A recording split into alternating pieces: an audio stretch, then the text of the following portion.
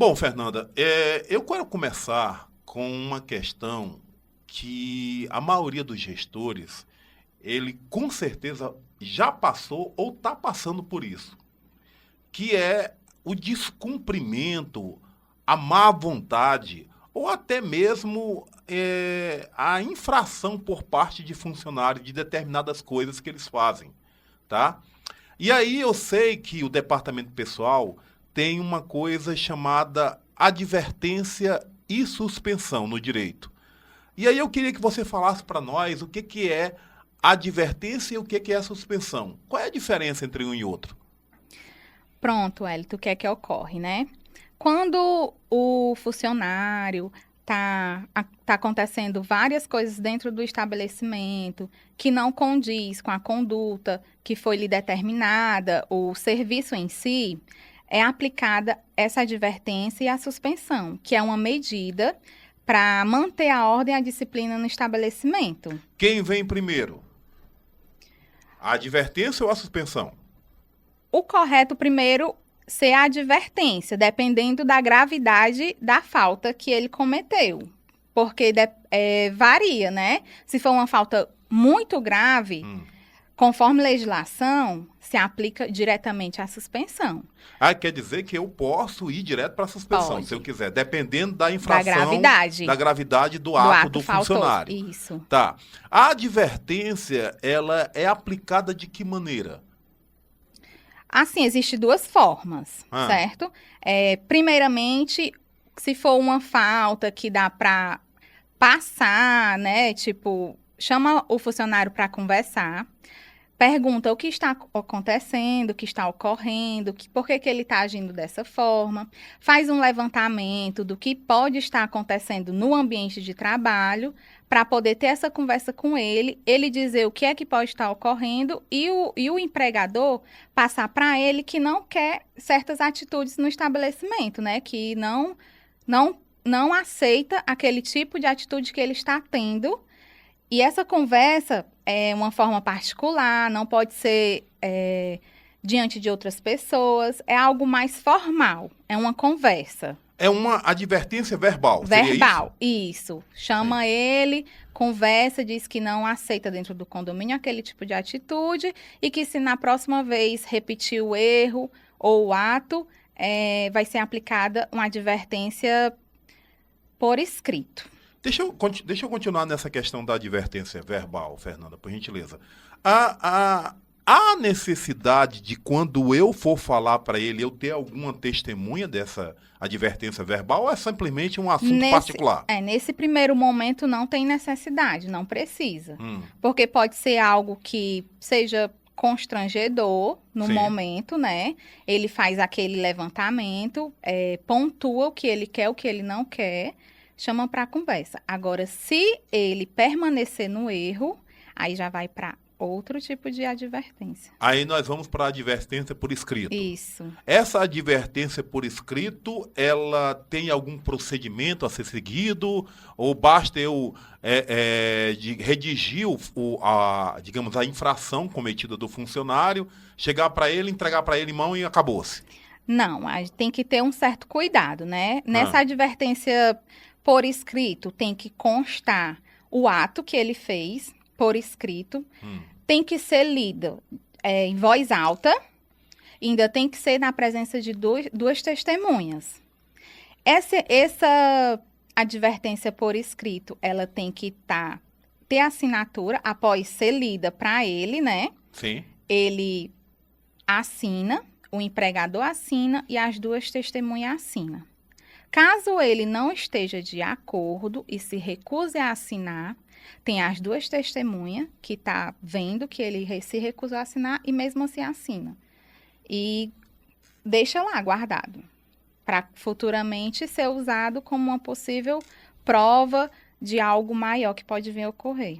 Tu vai me perdoar, Fernanda, mas infelizmente no dia a dia de um condomínio, eu diria que dificilmente o gestor vai seguir o trâmite de ler na presença, em voz alta, para o funcionário. Eu acho que ele chega e diz, você está divertido, e entrega, e assine aqui, se na cabeça dele o cara quiser saber o que é lei, o que é, tá entendendo?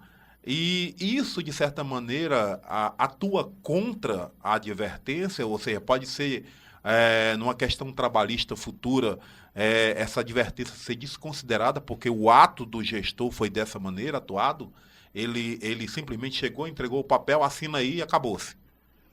Assim, a gente não tem como saber ao certo, porque o papel do departamento pessoal é orientar da melhor forma possível, Sim. da maneira que ele deve agir. E o correto é ele fazer, né? Do jeito que a gente orienta. Porém, se ele não fizer, às vezes o empregado não tem esse conhecimento. Mas é válido, porque ele é feito em 2 vias. Uma fica com o funcionário e o outro fica com o empregador. Tá. E aí, o funcionário foi advertido. Tá? Ele recebeu a advertência, vamos dizer, porque ele costuma chegar embriagado, com bafo de bebida, passou a noite bebendo, enchendo a cara e vai trabalhar embriagado, digamos assim. Uma das questões. E aí ele foi advertido essa vez. A próxima vez que ele fizer isso, já é cabível a suspensão ou tem um número de advertência que tem que existir para chegar na suspensão?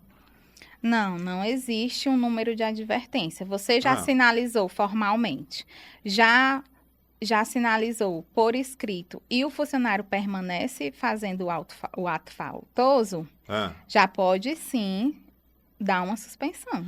Então, nesse caso, eu vejo aí que a suspensão ela começa após a formalização de uma advertência. Isso. A não ser Nesse que o caso, sim. A não ser que o caso seja uma questão grave que aí vai direto para a suspensão. A suspensão é o ato de suspender a atividade do funcionário por alguns dias, é assim que funciona? Isso, a suspensão ele recebe também em 2 vias. Sim. É lido para ele porque ele está sendo suspenso. Informa na suspensão o ato faltoso dele, que ele já foi advertido de forma verbal, que ele já foi advertido por escrito e agora o estabelecimento está tomando essa decisão por conta disso. Deixa tudo discriminado direitinho, ele assina, também na presença de 2 testemunhas, e ele deixa de comparecer ao serviço. Ele é suspenso e perde a remuneração desses dias. Tá, e aí por quantos dias eu posso suspender a pessoa? Ou tem, assim, um número mínimo, não sei, de repente... Não pode passar de 30 dias corridos. Mas você pode determinar, você pode dias? dar 15 dias, você pode dar 10 dias. Não acontece, né? Muito difícil acontecer isso. A média é 5 dias, 4 dias. A média que acontece com as empresas que eu trabalho é 5 dias, 6 dias. Em média, acontece exatamente isso. Isso. Pela sua experiência, Fernanda, pelos relatos que naturalmente você deve conversar com alguns síndicos, alguns colaboradores, administradores de condomínio, você tem visto que a advertência surge efeito? Ou a maioria deles faz pouco caso e deixa para lá e não está nem aí e continua a vida do mesmo jeito? Surge. Na maioria surge. Por quê? Quando a gente dá essa advertência, essa suspensão, a gente deixa ele ciente que na recorrência desses atos pode se caracterizar uma possível demissão justa causa. Porque eu vejo o seguinte, a advertência se torna uma espécie de, eu estou te informando que tu está pisando na bola, tá? A suspensão eu até diria que talvez tenha um efeito muito mais forte, porque acredito eu que os dias que ele é suspenso é descontado do salário dele. Do salário dele, é descontado em folha. Então, ele naturalmente vai ter um prejuízo como consequência desse recebimento, desse ato. Né? E aí, ele pode naturalmente querer evitar essa situação. Tu poderia citar para a gente alguns motivos, alguns tipos de advertência, não diria tipo, os motivos que caracterizam uma advertência? Por exemplo, embriaguez. causa uma advertência? Causa. Pessoa que dorme no horário de trabalho Causa advertência. causa uma advertência. Muitas faltas, né? Faltas injustificadas. Faltas injustificadas. Causa advertência. Tipo, o funcionário deixa de comparecer. Por exemplo, em condomínios, a gente tem muitos porteiros, né? Que trabalham 12 por 36. Sim. E essas escalas, um funcionário, assim que sai, já entra outro. Quando um deixa de comparecer no ambiente de trabalho, o síndico já tem que correr atrás para fazer essa substituição, porque a portaria não pode ficar sem ninguém, né? E assim que a pessoa entra no estabelecimento, ela já é avisada. Por gentileza, quando você for resolver algo pessoal, se você for faltar, ou se você tiver algum um exame para fazer, avise com antecedência. Aí, às vezes, tem funcionários que pouco faz caso, né? Assim, não avisa, falta várias vezes, bota um atestado e não avisa, tipo, dentro de um prazo.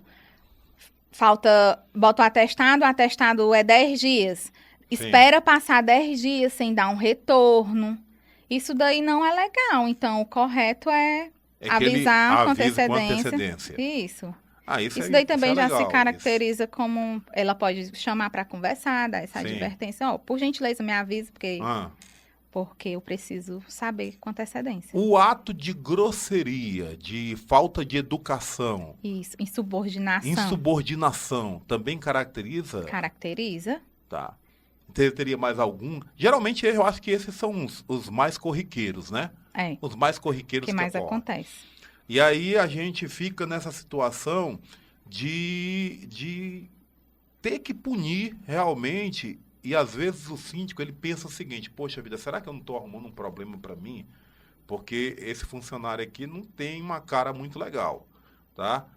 Mas eu digo para você, meu amigo, que é síndico, se você não botar regras desde cedo, com certeza as pessoas vão botar regras em você. Então é muito importante que você tenha uma boa assessoria, como a Fernanda que está aqui, para poder orientá-lo da melhor maneira possível. Tá? Fernanda, essa questão da suspensão e essa questão da advertência é uma coisa que, com certeza, muito síndico pensa. Com certeza. E, além de tudo, o que tem que haver entre o departamento pessoal e o estabelecimento é a comunicação, né? Sim. Qualquer dúvida, entrar em contato, não agir por impulso, pedir uma orientação melhor para agir da melhor forma conforme legislação.